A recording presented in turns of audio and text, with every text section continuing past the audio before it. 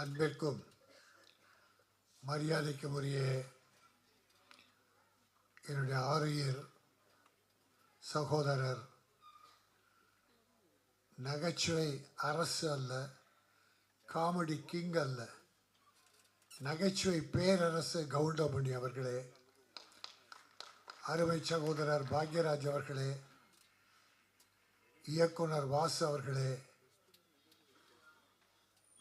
5 star Kathiresan அவர்களே, செந்தில் அவர்களே, என் அருமை தம்பி ஸ்நேகன் அவர்களே, மற்றும் மேடையில் வீற்றிருக்கிற வல்லவர்களே, வாழ்த்த வந்திருக்கிற நல்லவர்களே, ஊடக நண்பர்களே, உங்கள் அத்தனை பேருக்கும் என் முதற்க நன்றியை நான் தெரிவித்துக் கொள்கிறேன். கவுண்டமணி அவர்கள் முதல் நாடகங்கள் நடிக்கிற போது அவரை நான் நாடக நடிப்பை பார்த்து ரசித்தவன். கலைவாணர் அரங்கம், பழைய கலைவாணர் அரங்கம் கட்டிடத்தில், அண்ணாமலை மன்றத்தில் மற்றும் உள்ள நாடக மேடைகள் எல்லாம் அன்றைக்கு நாடகங்கள், அவருடைய நாடகம் தொடர்ந்து நடக்கும்.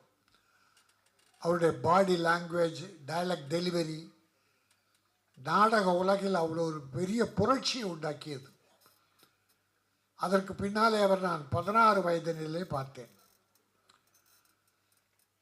ஒரு அற்புதமான கற்பனையாளர், மக்களை மகிழ்விக்கின்ற ஒரு புண்ணியமான காரியத்தை செய்த ஒரு அற்புதமான மாமனிதர். ஒரு முறை நான் ஐசரி வேலன் கருங்கல் பாளையம், ஈரோடு கருங்கல் பாளையம் போனோம். ராத்திரி 11 மணி. அங்கே கவுண்டமணி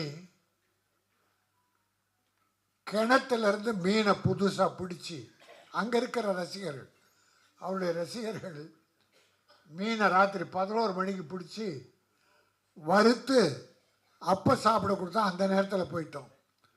அந்த விருந்தில் நாங்களும் பங்கு கொண்டோம். நான் சில நாட்கள் தான் அவரை சந்தித்திருக்கிறேன், ஆனால் அத்தனையும் பொன்னான நாட்கள். கவுண்டமணி அவர்கள் தமிழ் திரையுலகில் நடிகராக வந்த பிறகு இந்த தமிழ் திரையுலகம் பொற்காலமாக இருந்தது. ப்ரொடியூசர்ஸுக்கெல்லாம் ஒரு பொற்காலம். அதே சமயம் பாக்யராஜ் அவர்கள், டைரக்டர் வாசு அவர்களாம் ஒரு பீரியட், ஒரு காலத்தை தன்னகத்தை அடக்கி வைத்திருந்தார்கள்.